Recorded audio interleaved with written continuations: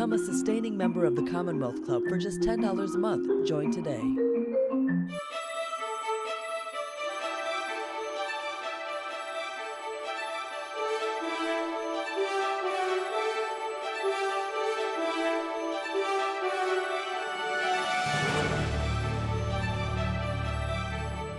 My name is Lauren Silver, and I am the Vice President of Education at the Commonwealth Club of California. And I'm really happy to see everybody here. So welcome. Thank you for coming. Our program that you are all here for this afternoon marks the launch of a new partnership, which we're calling the Creating Citizens Speaker Series at UC Berkeley. This series is a collaboration between the Commonwealth Club and two campus groups, the ASUC Vote Coalition and Berkeley Women in Politics. Together, all of us share a commitment to educating and inspiring engagement among citizens of all ages. We've intentionally scheduled our launch to coincide with National Voter Education Week, which is this week, and we are excited to contribute to this very important effort to register voters and to help them navigate the democratic process with confidence and ease. So for those of you who don't know about the Commonwealth Club, we are the oldest and largest nonpartisan public affairs forum in the US, and we're located in San Francisco. Every year, we host hundreds of programs with leaders and influencers in conversation about diverse topics, ranging from politics to education, climate to social justice, entertainment, culture, food, and more. And Creating Citizens is the Commonwealth Club's civics education initiative, building on foundational values of civility, mutual respect across divides, and informed action.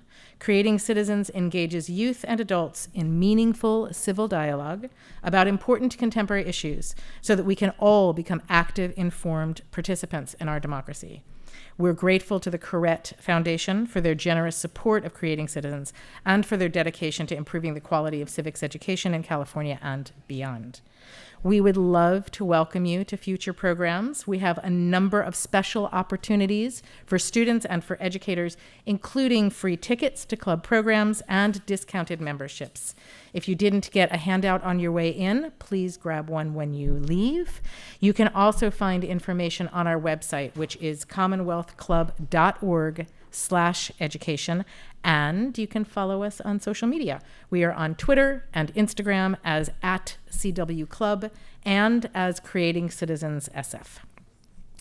So a couple of reminders before we get started.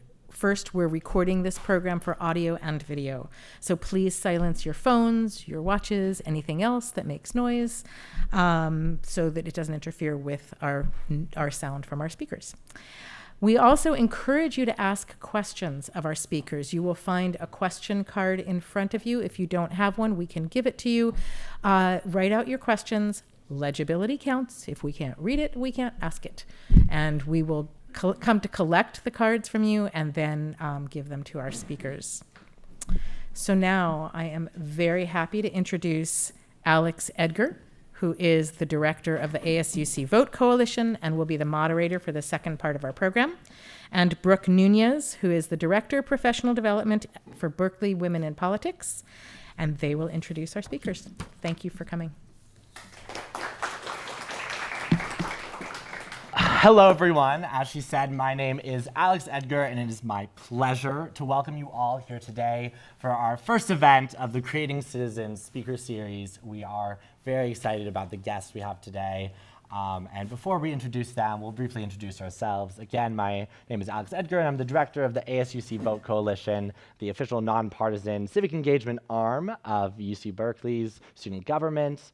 And this is Brooke. Want to introduce yourself? Hi, guys. I'm Brooke, and I'm the director of professional development for Women in Politics. And Women in Politics is a club at Berkeley that is specialized in getting young women out to vote, involved in politics, and also just expressing our voices more. So if you are a woman and at Berkeley and would like to join, please sign up. And we're really excited about this event.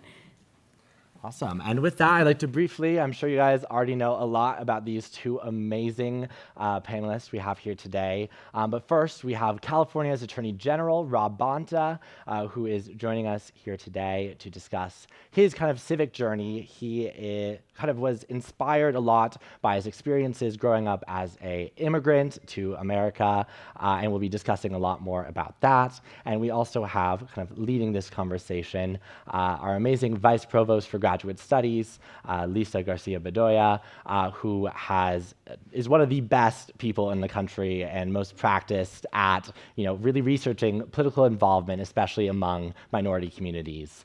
And with that, we would love to welcome both the Vice Provost and Attorney General to stage so we can kick off this speaker series.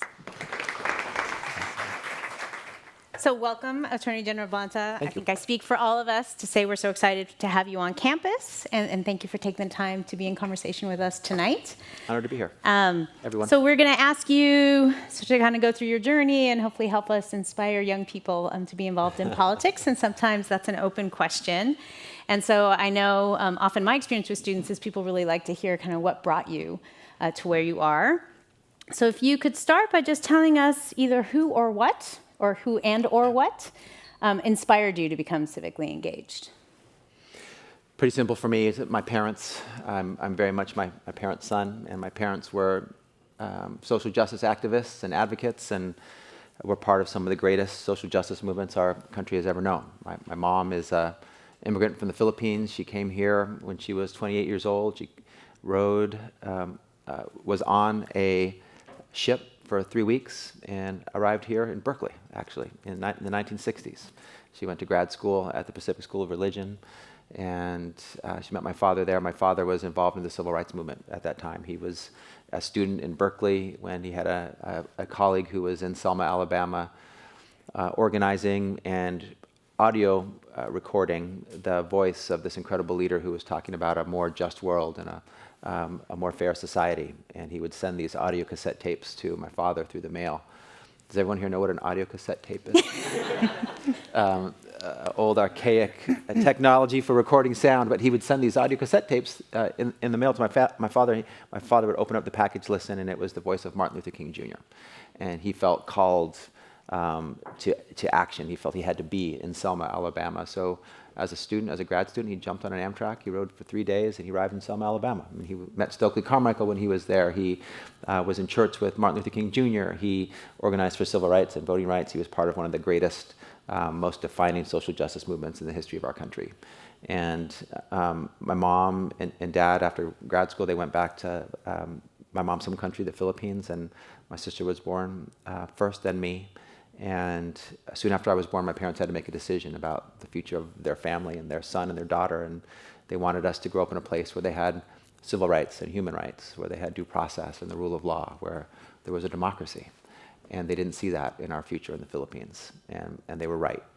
Exactly a year from the date of my birth, martial law was declared by Ferdinand Marcos. Democracy ended as we knew it. It was a dictatorship. Human rights were eroded, and if you were a political opponent to Ferdinand Marcos, which my mother was, an outspoken one at that, you were arrested, imprisoned, tortured, and killed. And so we came to California to rebuild our lives, and they wanted me and my sister to have the American dream, the California dream, and I'm living that dream now, to be able to serve and to help and to be in this incredible role that I'm so honored and privileged to be in. The first thing my parents started doing when they got here was started working for the United Farm Workers of America. We landed in Echo Park, and my parents grabbed clipboards, rolled up their sleeves, and started collecting signatures outside of supermarkets as part of the lettuce boycott. They were then invited to the headquarters of La Paz in the Central Valley, and we lived in a trailer there. My father, my mother, my sister, and I. Then my brother joined us. He was born while my parents were serving. My dad worked in the front office with Cesar Chavez. My mom helped in the preschool with Dolores Huerta. The great Philip Veracruz, one of the great Filipino activists and organizers, was there as well. So whether it was the civil rights movement or the farm worker movement or the ongoing movement to restore democracy in the Philippines, culminated by the People Power Revolution in 1986, which occurred when I was a teenager. So my whole upbringing, I was going to rallies and demonstrations and protests with my mom. Because my birthday was the same day as the declaration of martial law. My birthday, my mom would throw a birthday party for me, and then she'd organize a protest. And so I grew up in an activist household, and I don't know that I had a lot of choice as to whether I would want to be one too. It's in my DNA. It's like the air I breathe. It's who I am. It's part of my identity. It's part of who my family is. And so, in short, my parents.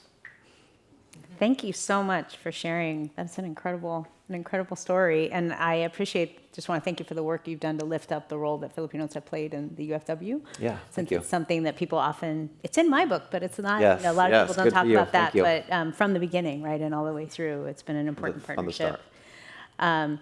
So you talked about how you're an immigrant, and both your parents were incredible activists to advance civil rights in the U.S. What would you tell this audience about why it is important for people to be active in those ways, and particularly in the support of our more marginal communities? I'd say that your vote is your voice, that engagement is the way you can affect change, be an agent of change, that you don't have to sit on the sidelines and just receive what is happening around you, especially if you're not happy with it, if you think it's unfair or unjust, or there's not enough opportunity, you can change it. But you can't if you sit on the sidelines. You can only do it if you engage, if you get off the sidelines and onto the field. And our democracy is built on engagement. Some people say that the enemy of democracy is one party or one person. To me, the enemy of democracy is apathy. When people don't engage, don't care. Whatever happens, if everyone is involved, putting their best thoughts on the table, their best ideas, their best proposals for solutions, we're going to be in a good place. But if we don't engage, then we'll see some of that lack of justice and injustice continue. It's easier to maintain the status quo than it is to create change. And the way to create change is to be active and to be activists and to use all the tools that you're given.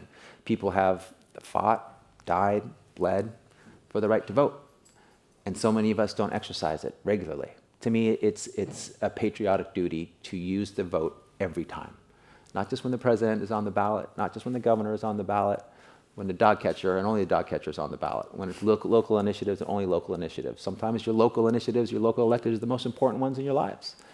And so we must, from the day you are 18 until the day you die, if you have the right to vote, you must exercise it every time. And that's at a minimum.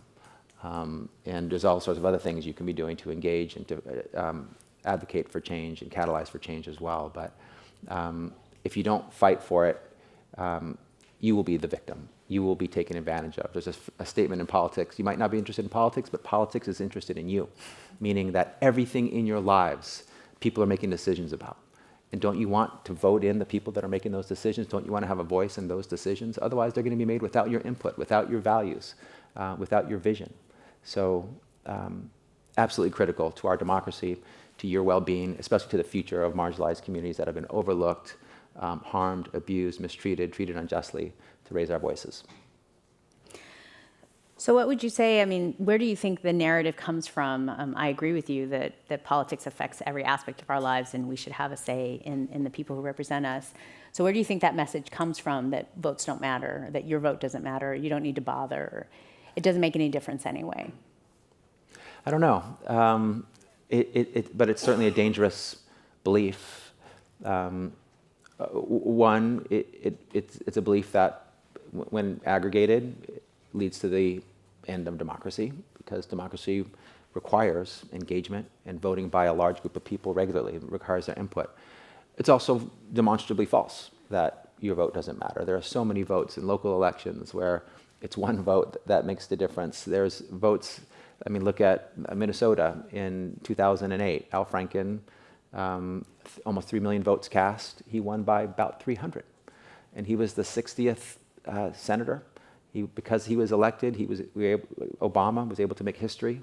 Our country was able to realize history with the Affordable Care Act. Millions of people got health care because of those handful of votes, 300 out of 3 million. And so in every vote, in every election, every vote matters. And it also matters because every time you don't vote, you are ceding electoral real estate to other voices, allowing their voices to be stronger because your voice is not a part of the electoral mix. So sometimes I've heard people say, I might vote if I'm inspired, if you get me out of my chair and out of my bed. If you don't inspire me, I'm good. I'm not going to vote. I understand that, but I think it's wrong. I think even if you don't feel inspired, do your research, pick the best. Maybe someone isn't Obama. I love Obama, as you can tell. But the famous Obama voters who voted for him and never voted again because he got them out of their chair and off the couch and into the voting booth. But every election matters. And so it's important. Sometimes you might just have to look at it from an industrious, hardworking viewpoint where you're going to do your research, do your duty, make the best decision. But your voice is always needed to be in the room and on the ballot. Thank you for that. As the birthplace of the free speech movement, UC Berkeley has been at the forefront of youth movements for decades. We are very proud that according to the National Study of Learning, Voting, and Engagement in 2020, 84.3% of eligible Berkeley students were registered to vote, and 75% voted in the presidential election. Those numbers are extraordinary when placed in context against 2014, which, as we know, was the lowest actually in California history, where only 52.3% of Berkeley students were registered and only 19.1% voted. So given we're coming up on a midterm election, which is always a challenge in terms of turnout, particularly for youth in the United States and especially in California, how do you envision increasing the participation of Gen Z, as whatever the current name is, in politics in order to have that impact on our democracy? I mean, I'll say Gen Z gets it. They're showing up, they're turning out, they're engaged. They know that their voices matter. They aren't letting anyone turn them away or silence their voices. They're exercising their rights to the fullest extent and being loud in addition. So not stopping at the voting booth, although that's very important. Those numbers are incredible and impressive. And if that's where we're trending, good for our democracy. And I've said to young people many times, and I'll say it again, you are the leaders of tomorrow, but you're the leaders of today. You don't need to wait in line, wait your turn to act, to push, to fight for change. Some of the greatest movements, the greatest change our country has ever known were fueled by students from Berkeley, students in colleges, students in high schools.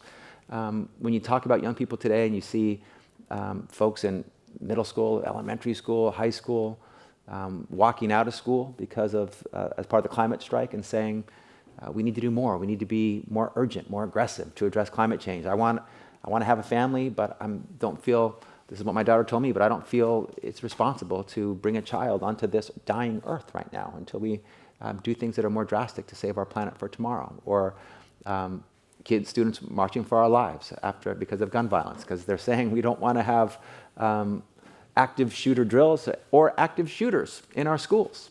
And they're right to demand that. That is something that every young person should be able to rely on, a safe school and a safe place to learn. Or, going out and organizing and saying, Black Lives Matter. Racial injustice must be addressed systemically, structurally.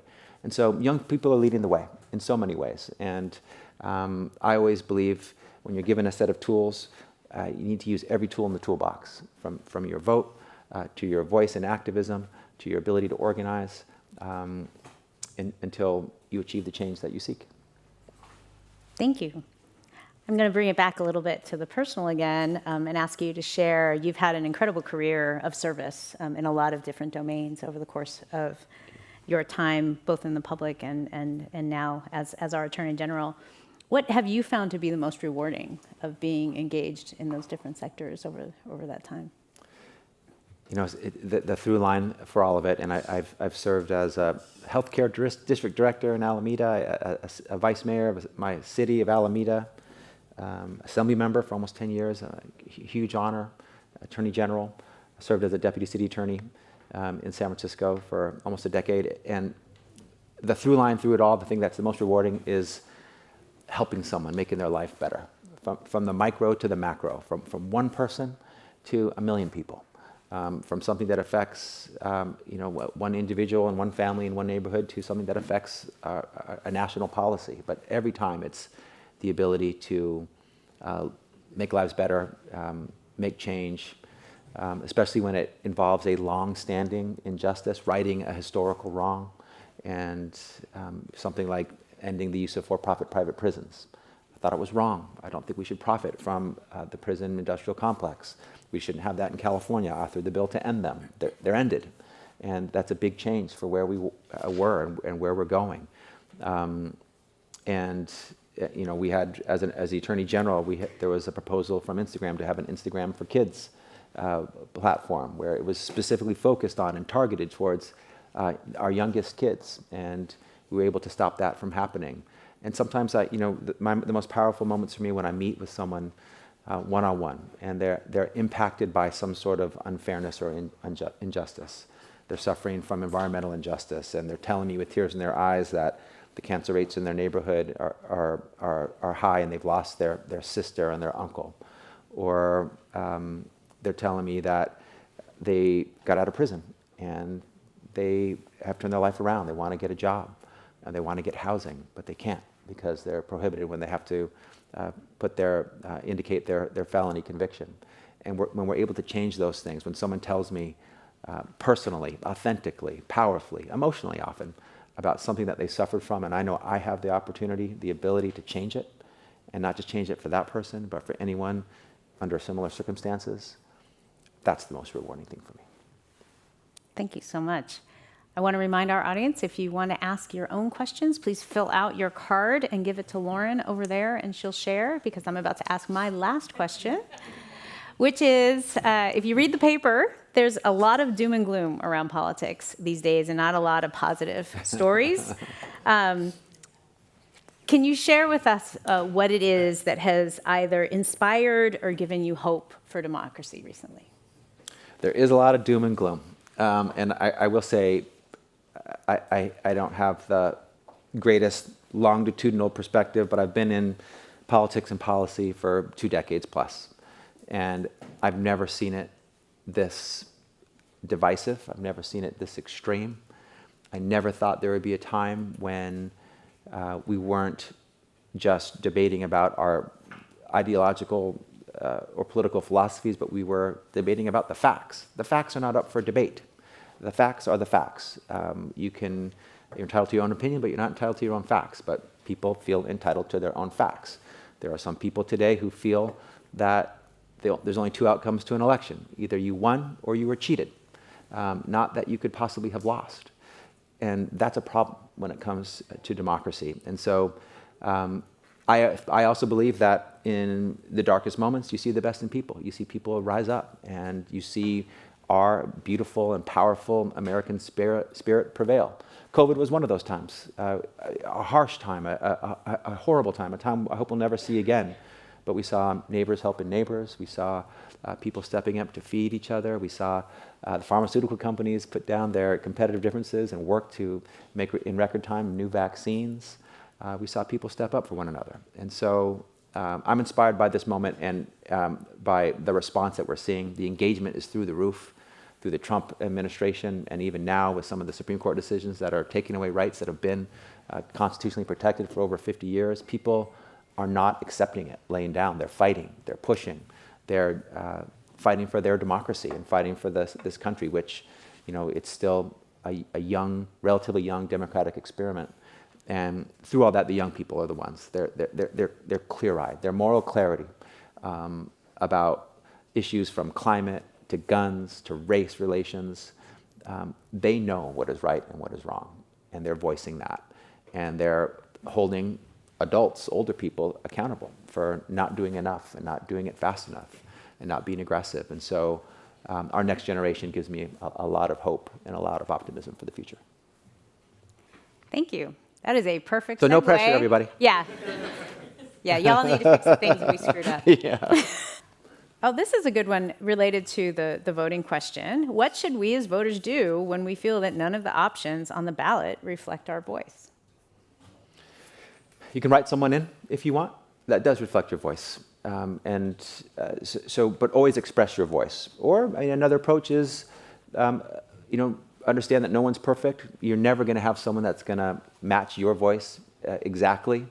I've always said to people that if you expect me as your elected official to vote the way you would vote on every issue, then I'm not your guy.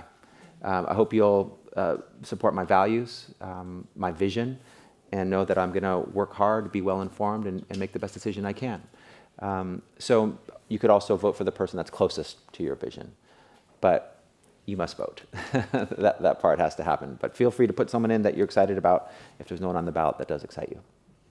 So a number of the questions express a certain skepticism and frustration with our political process, and I'm just so excited as a political science professor that y'all know the political process, so yay.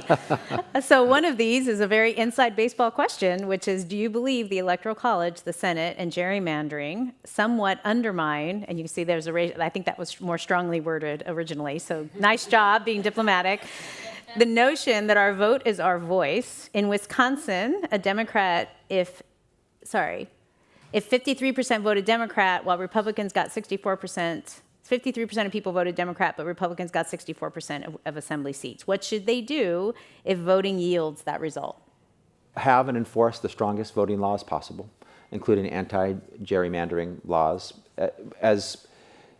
You all know we have two major parties in this country, and in my view, humbly, I believe one of the party's strategies is to pursue voter suppression and gerrymandering to win. That they can't win when everyone votes, when the right to vote is accessible and fair to all. And we've seen that happening in real time. We're seeing voter suppression in different states. We were part of a brief in Florida to fight back against voter suppression laws. We've seen gerrymandering happening in many states where it's a very politicized process, unlike ours here in California, where we have a electoral commission that decides the districts based on communities of interest, which is supposed to be and is less political. So you're right to see gerrymandering, to see voter suppression, and feel like it's an infringement upon our democracy. It is. Those things are a problem for democracy. The Electoral College is our currently our constitutionally required approach. Do we want direct democracy? A lot of people are asking for it. There's a way to make that change, but we have to go through the process in our Constitution to get to a popular vote winner of the president, for example. When Al Gore got, we'll have to talk about They Bush were versus born, Gore. Okay, who's Al Gore? All right, so I'll go to, Hillary Clinton getting more popular votes than Trump and not being the president. And so that's a problem for people, understandably, but there's a way to make that change. So you're right to look out across the different components of our democracy, ask yourself what's fair, what's not fair, what are infringements upon democracy and what are not, and to push back against the infringements as they exist. And that is a perfect segue to the next question, which is, I completely agree that the vote or ballot is the most powerful, essential tool Americans have at their disposal. However, underrepresented socioeconomic groups have been and often continue to have their voices and their votes suppressed. How can we convince our elected officials to make reducing voter suppression a priority?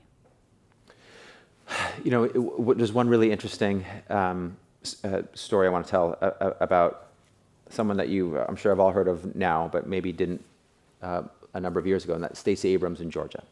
So she was a law school classmate of mine. I'm very honored to say when she was the minority leader in the Georgia House, she came out to California when I was in the Assembly and she visited me. And she said, here's my plan. I'm going to reach out to voters throughout Georgia, a state I know, that have never been reached out to before.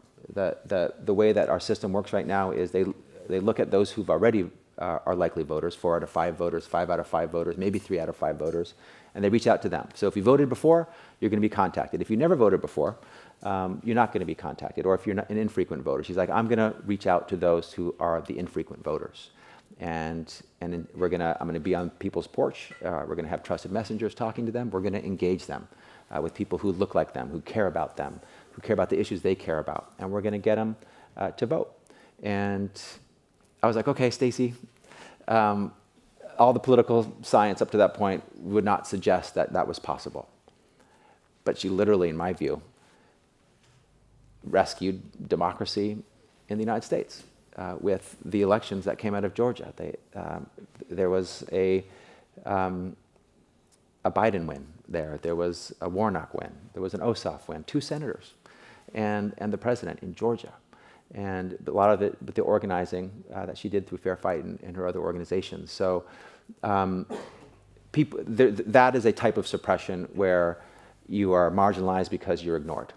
You're not reached out to, you're not engaged in the election process because people think you're not going to vote in the first place. But if you are activated, if you are focused on, then your voice can be part of the larger voice in the democratic process. Voter suppression, maybe I'll push back against what sounded like an assumption in the question. We do care about voter suppression, very much. Luckily in California, it's less common and less egregious. But my office, we go to where the problems are. We have filed briefs and legal filings to push back against suppression in its many forms in the places where it's happening in a more egregious way, where including the proposed law in Georgia, which said that you be criminalized for giving food and water to those waiting in line to vote. And so we care about those and we're active, but we can never be vigilant enough. And I guess the only thing I want to lift up, what the Attorney General said, that at least in Arizona, in Nevada, and other places, organizing actually pushed against voter suppression rules, and turnout actually increased after those kinds of laws. So there are things that you can do on the ground that make a big difference in terms of how people are able to exercise the franchise. So related to that, this November, a record number of far-right conservatives are on the ballot for secretaries of state. How do you think these candidates might impact the power of voting in those states? I've been asked this question, and first of all, I think it's absolutely disqualifying to run for office and say that that the election was stolen without facts, proof, or evidence, and to have election denying be your platform. That's the platform of the major candidates for Secretary of State, AG, and governor in Arizona. That's what they're running on. And people have a chance to vote for that if they want that or not. But let's say they vote for it. And there are many running across the state or the nation for different statewide offices. So some are going to win who are election deniers. But just because you win doesn't mean you can go into office and, if you're a Secretary of State, validate and verify an election result based on what you think. You have to have the evidence and the proof to show it, and you can't commit crimes in office. You can be removed from office if you violate laws and commit crimes. So the fact that that is their disposition is a problem, but it doesn't allow them, they don't become a monarch in their position of power, able to do whatever they want, whenever they want. So that means we need to have, that's where the checks and balances of our beautiful system come in. There needs to be accountability and oversight. The legislature hopefully can do more review and push back against some of those who have those proclaimed views. And so I think that our democracy has had many stress tests over the last number of years and made it through. And I think this will be another challenge, but I think we'll make it through again. So this question brings us back to California and thinking about the importance of the local. What is the best way to get people or friends to stop sending me requests for donations for candidates in Georgia and Pennsylvania and get them to focus on local races? I live in Oakland, and no one there is talking about these really important local races. I don't know if you're going to be able to stop them, but you can tell them what you think, and if you want to change the focus from other races out of state and focus on your local, sometimes local is always the most powerful, and challenge them and say, if you come on a campaign walk from the candidate in Oakland that I believe in, I'll join the Zoom with you in Georgia. You'll both be helping each other, doing good locally and nationally. And I don't think it has to be either or. There's a lot of good candidates running in many places. One of the questions that I get actually quite a bit in California is sort of the opposite of that, which is we have incredible leaders in California. We have great statewide constitutional officers, mayors, council members. We're very deeply blue. We share values. But how can we make a difference in other places where they're purple, where they're red? How can we export our values and the change that we seek for more fairness and more justice into other states? So people mostly ask me that question, and being very happy with how things are generally in California. But it is right to always focus locally. I don't think you have to maintain your gaze locally only. You can be at different places at different times, but maybe challenge your friends to help with on your local race, and then you'll promise to work with them on their Georgia race. Thank you. I want to be respectful of your time, and so I want to give you the opportunity. So this has to be, I think, identified as some of the most politically committed undergraduates. It's midterm season, in case you don't know. They came here during dinner time. Not that this is, no offense to the organizers, there was no food. And they're still here. So what do you want to say to this incredibly brilliant, engaged set of students who are here tonight? We need you, and we're ready for you. And I appreciate the engagement, the fact that you're here. When I was in college, I was focused on a lot of different things. I was an athlete in college. I played soccer. I was involved in serving children in public housing neighborhoods. But I wasn't involved in politics like you are, like this. And everyone has their own journey. Everyone has their own evolution. But the fact that you are focused at this level of intensity, at this stage in your lives is very impressive. And again, you don't need to wait for anything. You don't need to wait for permission. You don't need to wait your turn. You don't need to wait for a period of time.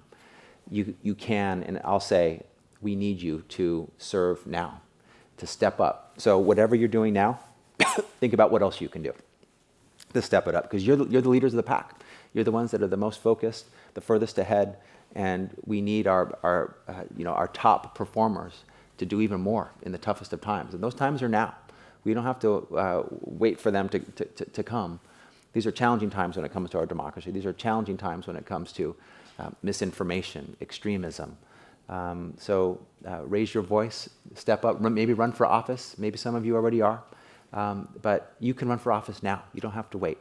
And Berkeley has a great tradition of young student activists and leaders stepping up into positions of power in councils and legislatures and even Congress. So your time is now. And you can tell people if they challenge you that the Attorney General said your time is now. Well, I'm sorry to those who gave questions that we didn't get to, but please join me in thanking Attorney General Bonta for giving us this time. Thank you. Thank you. Thanks for having me. Thank you for being here. Appreciate it. An honor. Well, again, we'd like to, thank the Attorney General for coming out here today.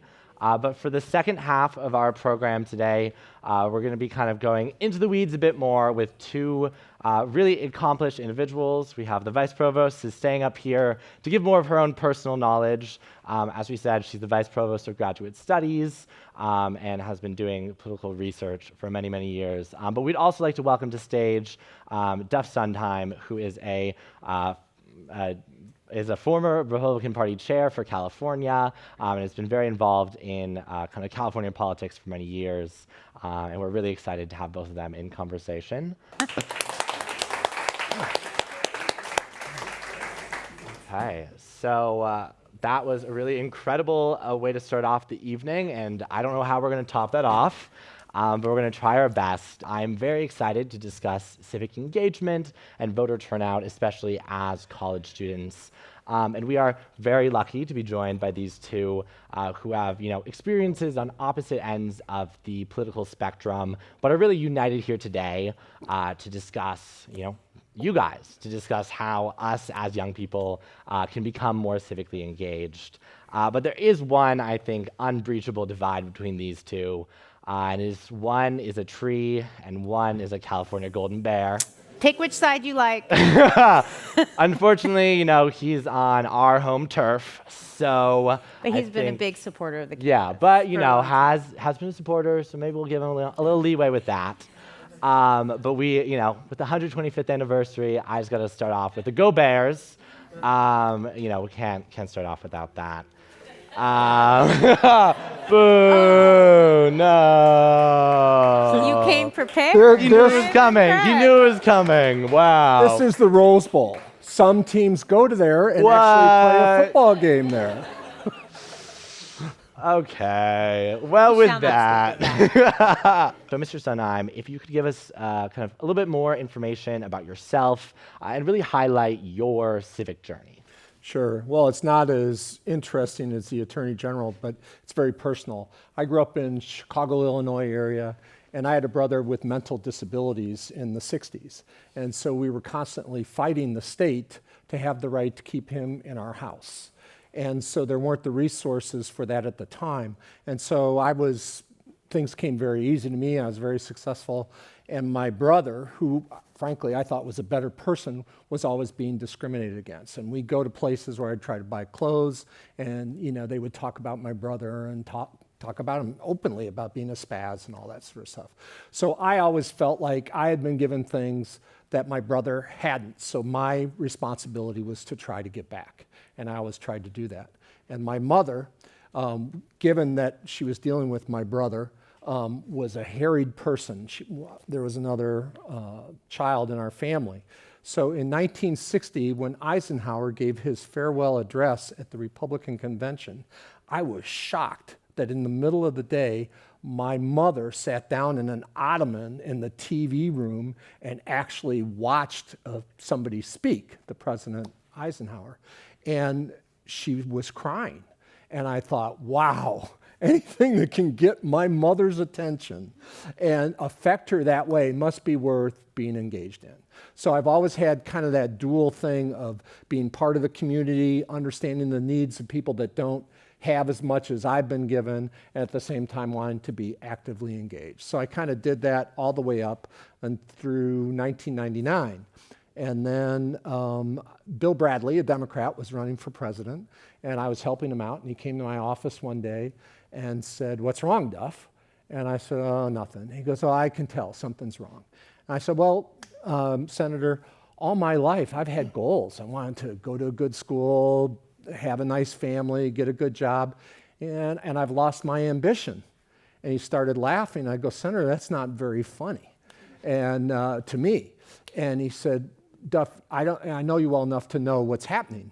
You've gone from an object-based code to a principle-based code. And that's not something to mourn, that's something to celebrate. And it will take you places that you've never dreamed of." So then I go, okay, I'm going to start doing that. So the Attorney General mentioned the Pacific School of Religion, so I came to the Pacific School of Religion. I was going to become a minister. And this guy, Doug Adams, fabulous guy, kept talking about politics, and I kept talking about religion. And finally, he shook me, and he said, "You think you have courage, but if you really had courage, you would take the values that you're talking about and take it to the public sphere." And so after a while of being in this class and everything, I said, "Okay, I'm ready." And I go, "Where do I go?" And he goes, "It'll come to you." I go, "What do you mean?" And he goes, "It'll come to you." And so for 3 years, it didn't come to me. And I was very frustrated. And then I gave a speech near the Stanford campus where I said partisanship was a severe threat to American leadership. That if we were going to be a model to the world, we had to start behaving more civilly with each other. 2002, right? Little did I know. And somebody in the audience was a man by the name of George Shultz. And he said, "I like your message. Can you come to my office the next day?" So I came to his office the next day, and that's what took us on the journey that we'll talk about later, which is the Attorney General.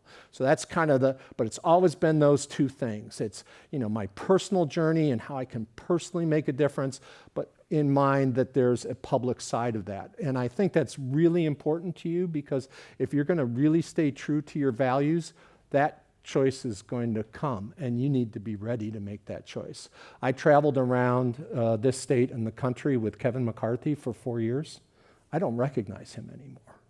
And, he made his decision, and I made my decision, and they were very different decisions. And you may have to face that decision. So really, I think it's really building up your values and what's important to you, because there is a time that they will be tested.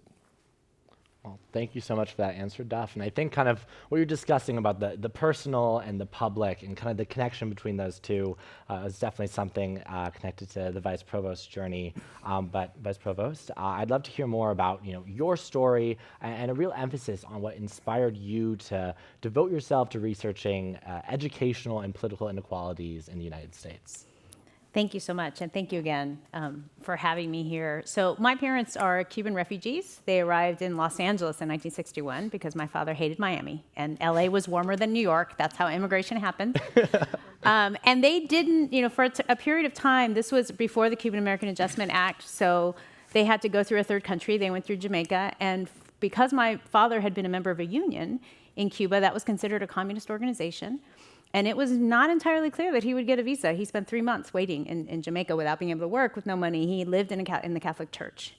And that sense of obligation and appreciation that the United States took us and took us in has been really a core part of my life, in addition to wanting to honor the sacrifices that my parents made by coming here. The sorrow of exile has always been a big part of my family history. And appreciating that I need to then take that responsibility and pay it forward and do something positive with it, because I would never have gotten a PhD had my family remained in Cuba, right? That would never have happened. The other part, though, I've always had this sort of contradiction. On the one hand, profound gratitude for the United States and appreciation for our democratic system, but then having grown up a woman of color in the United States, appreciating all the ways in which it doesn't always live up to that expectation. And my sense of purpose is doing what I can with the skills that I have to try to lessen that contradiction, right? To actually get the United States system to live up to what my parents imagined it to be when they left Cuba. And so it just so happened I was an undergraduate at Berkeley, go Bears, and I also the other thing my parents always told me, because they had to leave everything behind, they were allowed one suitcase, your wedding ring, and a watch. We have no family photos, we have nothing. But what they told me is that what's in your brain, no one can ever take away from you, right? That material possessions can come and go, but what you have, and so education was always the number one thing.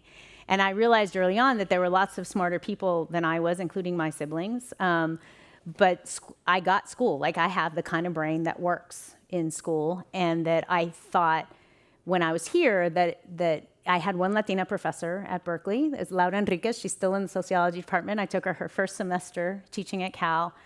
And I was raised with the words of Jose Marti, right? That the role of the intellectual is, again, to get society to be its best self. And I think who stands up in front of the classroom, and that teaching is a noble profession, and that's something where you can really have an impact on the next generation. And again, I happen to be good at it. So I thought, hey, I'll read and write stuff for the rest of my career. I never imagined I would be back at Berkeley. This is like the fact that this was my dream going into the academy. It never imagined that this would happen. And I feel very grateful to be able to be here and have been here for the last 14 years. But what I do in my research is try to use the nerd tools that I got in graduate school to help American democracy reach its full potential. And so I've spent the last 20 years working directly with community-based organizations, and just using my statistical skills and other kinds of skills and my analytical skills that I got in graduate school to help them really think through the changes they want to make and to improve their practice. Because if you've ever worked at a nonprofit, you know folks are just trying to keep the lights on, right? They don't have time to think about the literature. They don't have time to think about, well, what do we know about this, that, or the other, what works, what doesn't work. And so my job is to come in and give them the space to be able to learn and really apply what they think is going on with the world, and to have a greater impact in their work. And so I feel like I've been able to develop this great sweet spot. So not in public service. I worked on the Hill for a year. That made very clear to me that I did not want to run for public office. But I feel like through my teaching, I've had the opportunity to really affect how people see the world. And then through my research, I'm able to work with incredibly inspiring, amazing people, and maybe do a tiny little bit to make their work a little bit more impactful and a little easier for them, because I carry some of the kind of, I guess, mental load of figuring out how to carry out the things that they want to make change with. Awesome. Well, really appreciate kind of the outlining of your journey. And a lot from that, I was talking, obviously, connecting, your experiences and your passion, your kind of, your desire to give back to this country while also knowing that there are wrongs, there are things that have been done and continue to happen that harm minority communities. So I'd love to hear a bit more about like your first experience voting, if you remember that experience, and any of these barriers that you might have come across in your experience voting and just overall being civically engaged. My first experience voting was in the 1988 presidential election. Dukakis was on the ballot. I stood in line for 2 hours outside of Unit 3 to cast my vote for the first time. And by the time I got home, they had already called the election. I think that's the last election where the polls hadn't even closed in California. You want to be depressed about whether your vote matters? Like I literally just skipped dinner, stood in line. Seriously, people. But I've also did a lot of community activism. And so I think a lot where my civic engagement came from is more, I really enjoy being in community with people and working together to just fix things. And so that's the more powerful part, voting. I've always done it. I've done it every time, again, for the same reasons that the Attorney General was laying out, in honor of all the people who've died in order to make that possible for me. But my first experience was not a positive one. Well, hopefully any of the first-time voters in the audience, you will please, not have that experience. Yeah. You will not have that experience. Please, take that as a cautionary tale, not the absolute truth. Please still go out and vote. But to kind of take that point, right, that voting is not the end-all, be-all of civic engagement, I want to pivot a little bit and turn over to Mr. Sunheim to discuss, you were a former chairman of the California Republican Party, and in that role, you kind of accomplished many historic victories for the Republican Party that they really haven't had since your time there. And I was wondering if you could share a bit about what you think the tactics, the kind of what you did in that role and what the people that you worked with did that really was able to connect with so many Californians that seems to have been lost over the years. Well, first of all, it's a team. It's never one person. And I was very fortunate to have the opportunity to work with Governor Schwarzenegger. And we didn't have to talk much because we really understood each other very well. But he had a view in 2006, which I was really excited to play a role in implementing it.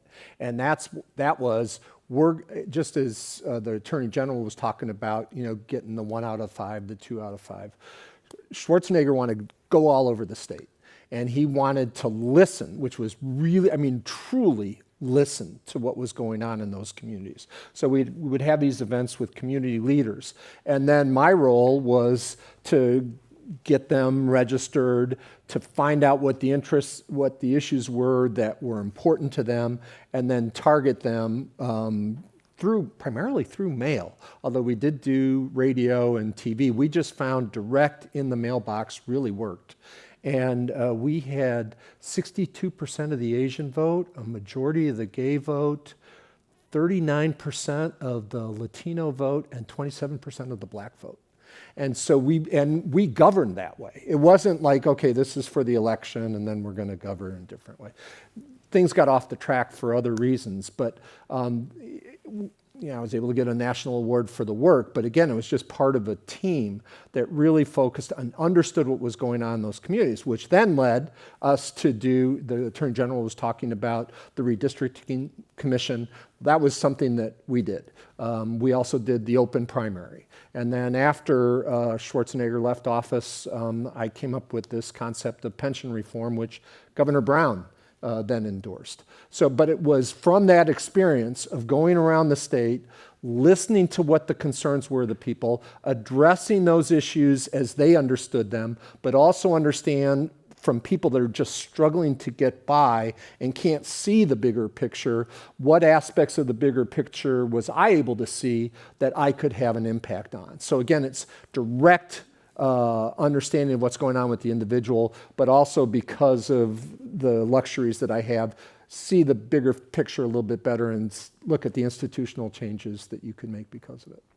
Definitely, and I think your point of connecting, looking at the big picture from your top level position to really reaching out to the voters to a place like this, where you're able to have those conversations and really connect with those issues, kind of connects a lot with the next question I have for the Vice Provost, which is about actually in your preface to the 3rd edition of Latino Politics with Christian Osum, which is now sitting at the top of my to-read list. It seems very interesting.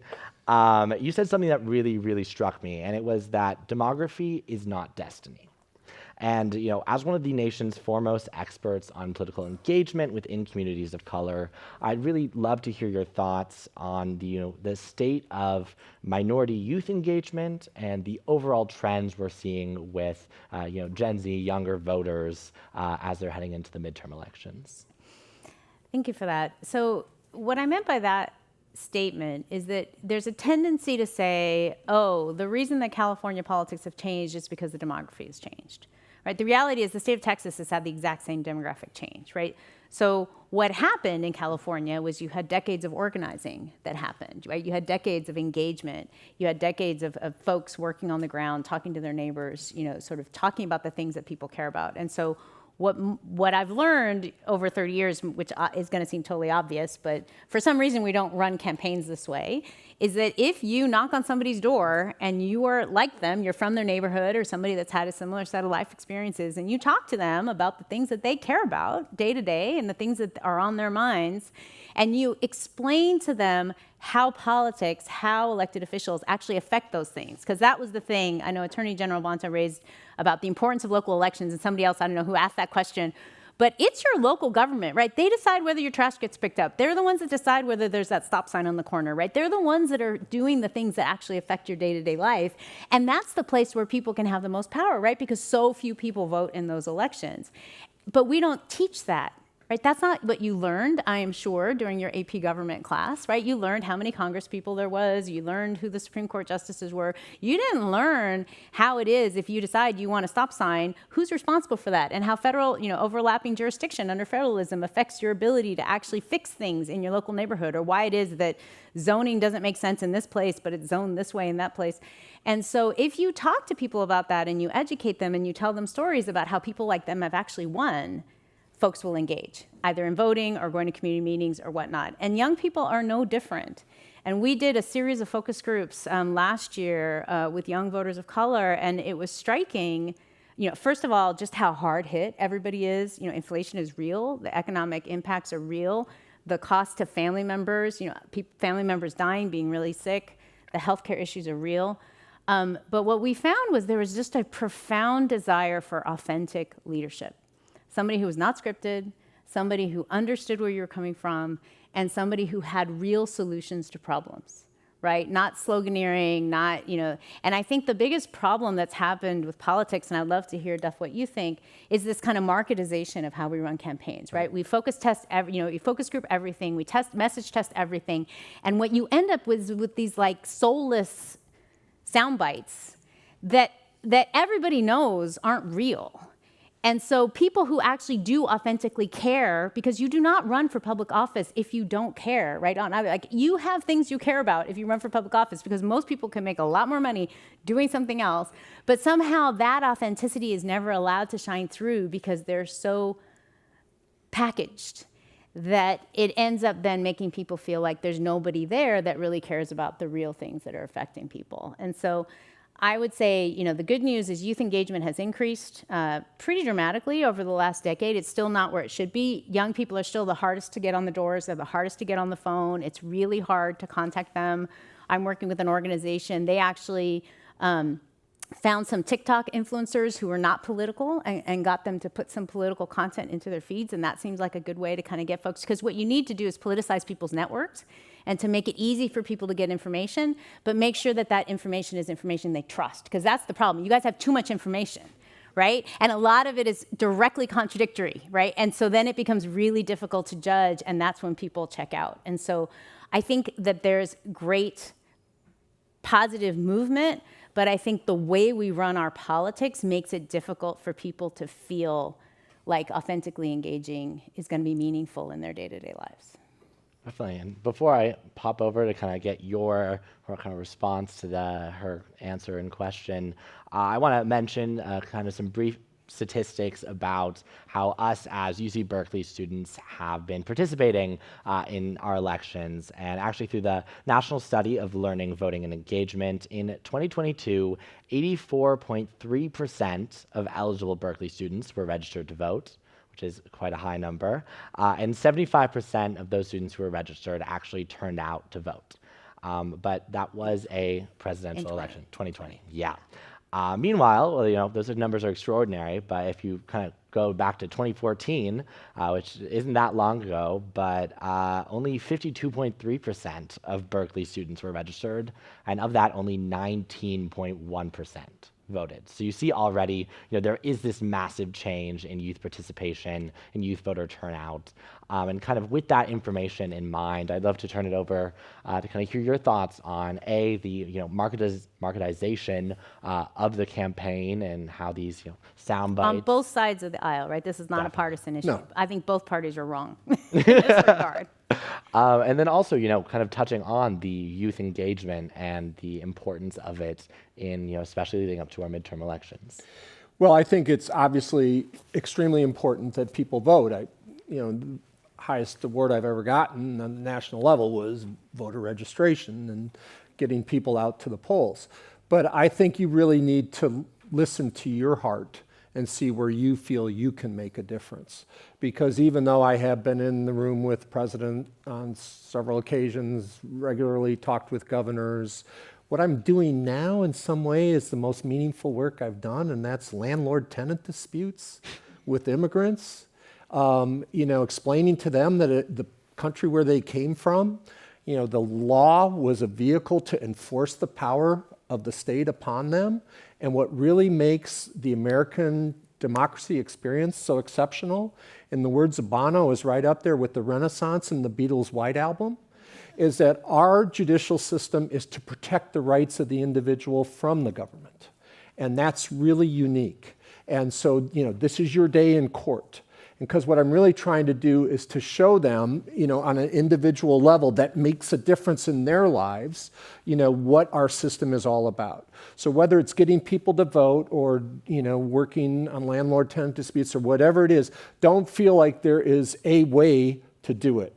Really do something that resonates within you and that at the end of the day, you feel like you're making a difference. Again, I've done voter registration. Voter registration can make a difference. It is done that way. I'm going to give a Democratic example, but there are just as many on the Republican side.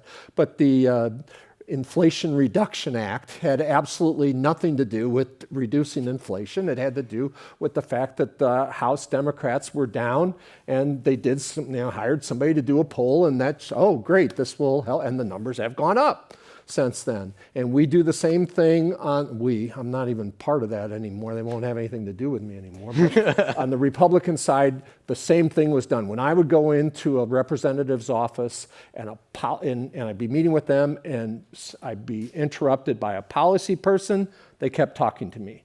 When the political person came in, I had to go out in the hall. It's just the way it is these days. So you have to understand that your impact's going to be more limited in that regard. But find the way that you can make a difference. And that goes to every day. It goes to the person that's checking you out at Safeway or whatever you're doing. If you want to make a difference and you're really serious about it, you can do it every day. And you should make a commitment to try to make that difference every day. And some of the most meaningful experiences you'll have are with those people that you just have a chance encounter with.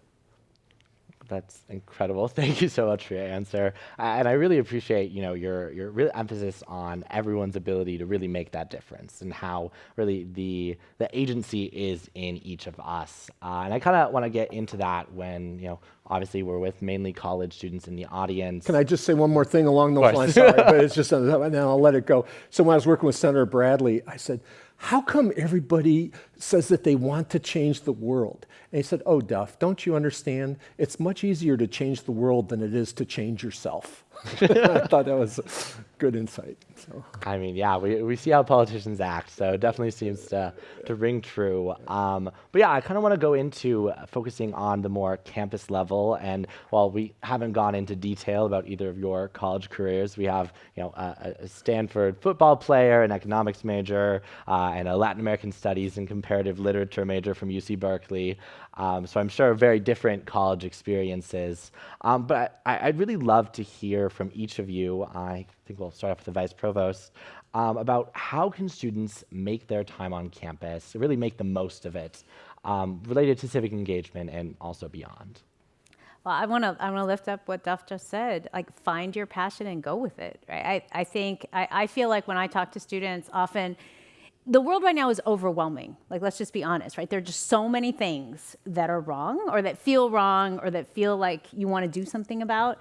And so you just can't focus on the whole thing, right? And just focus on what is your thing, like what is the one thing. The other thing students often are trying to do is be strategic about their work, right? Like, I want to make a difference. What would be the thing? I've had students ask me, what kind of job can I get that I'm going to have make the most difference? And I was like, no, that's not the way to think about it. What's the thing that you think about, what you want your work life to be, and then find the way. Because if you're in a job that you hate, you're not going to be good at it, right? And so figure out what are the things that drive you. What are you good at? If you despise public speaking, you should not be an elected official, right? Or you should not be a professor. If you love public speaking, then go do something that then works on the area that you care about, but that really speaks to your individual strengths. Because if each one of us cleans up our tiny little corner of the world, like, if you add all that up collectively, that's how the difference happens, right? But you have to be in the place that you're passionate about because you need it to feed you, right? You've gone to get an education, you're working really hard, you want your professional life to be something that's sustainable, that brings you joy, and that you can feel good about. And there are lots of things that you can do that will do all those things. And so it's self-awareness, really understanding what your strengths are. Obviously, you always want to push your edges, right? Because we always want to be growing and being better. But if you figure out what's your thing and just focus on that, there's so many different ways to have an impact on that thing. Definitely. 4 things. 1, figure out who you are. I took a religious studies professor's class, Jerry Irish, and we moved about 2 years ago during COVID. And I went back and read the papers that I wrote for the religious studies class in college. And I go, oh, that's where that came from. Time after time. Figure out who you are. Everybody says that Reagan was a great communicator. Secretary Schultz told me this. Everybody thought Reagan was a great communicator because he was an actor. No, he wrote it down. And he wrote it down until it made sense to him. Write it down until your life makes sense to you. And then live that life, because 40 years from now, you're not going to know why you think the way you are, but the time that you take now to figure out who you are and what's important to you is going to make a difference. For me, my aspiration was to help other people achieve their aspiration, and that's what I've done with my life. Second, go as technical as you possibly can and as comfortable as you can, whether that's in law, whether it's analytics, whether it's writing, whether it's reading. Go as deep as you can, because the greater set of tools you have in your toolbox, the more effective you're going to be. 3, interact with the people in your class, not in terms of what they can get, you can get from them, but what you can give to them. And that includes professors, and that includes your students. And finally, and most importantly, mentor somebody else that has less than you do. It will be of the 4, that will be far and away the most important thing you do. I ran a youth program where the athletes worked with junior high kids. I did that after I graduated. My dad said, "You got to stand for education, and you're working with kids and traveling around the country." And then the NCAA picked it up, and there was this thing at a halftime of a football game, and they're talking about this program that me and another guy set up. And I'm getting lower and lower in my seat, because this was highly controversial with my dad. And we're in a 19th hole after a round of golf.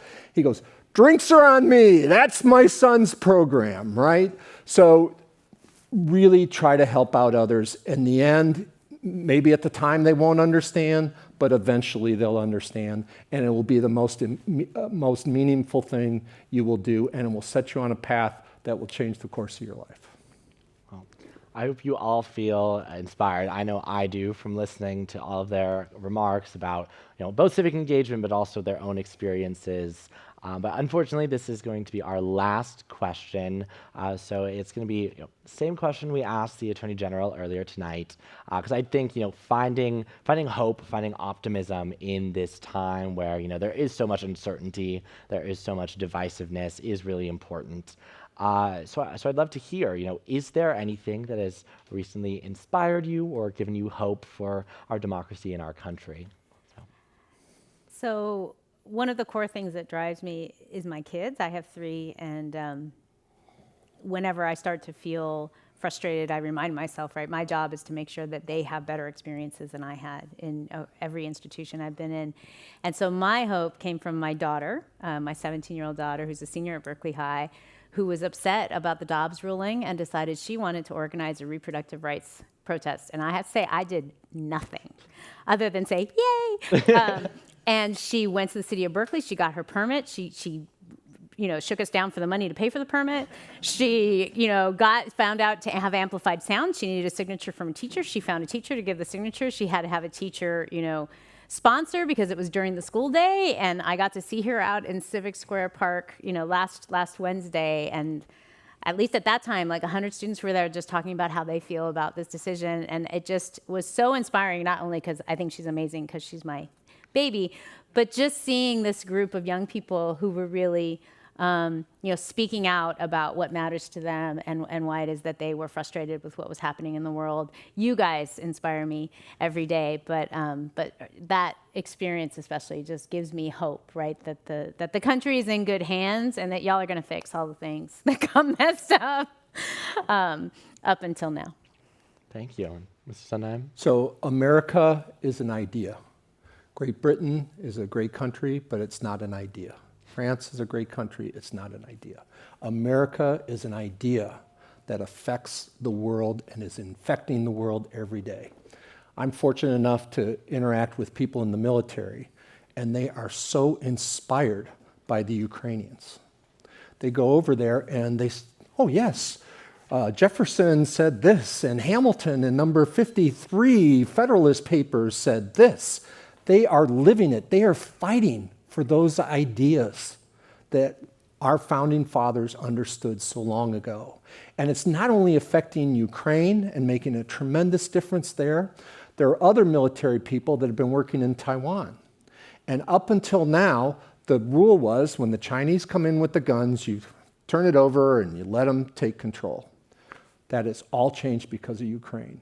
And now the Taiwanese are learning how to resist the day when the authoritarian people show up on their doorstep. So it's an idea that you and I personally had nothing to do with, but we really are the beneficiaries of, and we need to pass it on to others. So if we're going to set an example for the world based on something that other people did 200 years ago, let's treat each other with respect. Let's set an example for the world that shows that we are responsible stewards of this incredible idea, that all people are created equal, and my favorite, in one of the founding documents, life, liberty, and the pursuit of happiness as a fundamental value. Those are the things that excite me, those are the things that keep me going, and obviously having the chance to share it with you is what really keeps me going, so thank you very much. And with that, if we give a round of applause. So I would just like to take this moment and thank our 2 incredible panelists for coming out today and really just speaking from your heart and sharing your experiences. I know I'm very thankful, especially during National Voter Education Week. I feel like the message is even more impactful. And I would also, before everyone leaves, would like to thank all of the people who made sure that this event could happen, from my team at the ASUC Vote Coalition and External Affairs Vice President's Office, to everyone at the Commonwealth Club, Berkeley Women in Politics, and all of the other organizations, like the Lead Center that we worked with while putting together this event. It really was a massive team effort. And again, of course, another thank you to the Attorney General who had to go do some important business. But again, thank you to him for coming. I think the most important people here are really you guys. So please, thank you so much for coming, and please come to our future events. We, as Lauren introduced at the beginning, this will be an ongoing speaker series. We'll try to host 1 to 2 events a semester going forward. And we're just really excited to bring in incredible panelists like we had today into the discussion on civic engagement and really bring that directly to student voices. So be on the lookout. We're going to have, future flyers, future events, but also this event was recorded, so you'll be able to find it, sometime in the near future. We'll definitely promote it through the ASUC Vote Co. Instagram account, but it'll be on YouTube. It'll be turned into a podcast. It'll be on the radio. So really excited to hear, all different aspects of this conversation. And with that, I hope you all have a great rest of your evening, and happy National Voter Education Week.